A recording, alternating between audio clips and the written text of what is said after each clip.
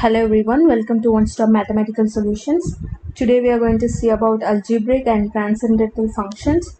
A function y equal to f of x is said to be algebraic if it can be written as a root of some polynomial that can be represented as q naught of x plus q1 of x y plus q2 of x y square plus etc plus qn of x into y power n equal to 0. If it can be represented as a root of some polynomial where all these q's are polynomials over rational numbers. qi of x belongs to polynomials over rational numbers. Then we say that y is an algebraic function. So what is a transcendental function? A function which is not algebraic is called as a transcendental function.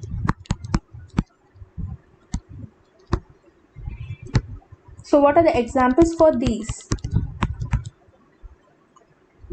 Example for an algebraic function: nth root of any polynomial. First of all, any polynomial is algebraic function, and nth root of any polynomial, and rational function. Rational function is nothing but in the form of p of x by q of x.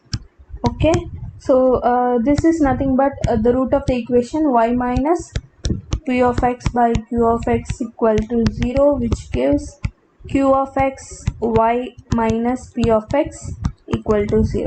So all these are algebraic functions, and let us see some examples for transcendental function.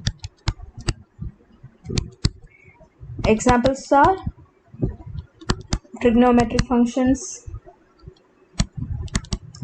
everything like sine, cosine, tan, sinus, everything. So hyperbolic. Third one is logarithmic, and also exponential functions, and inverse functions also. Inverse, hyperbolic, inverse trigonometric functions also transcendental functions. Thank you. See you next time.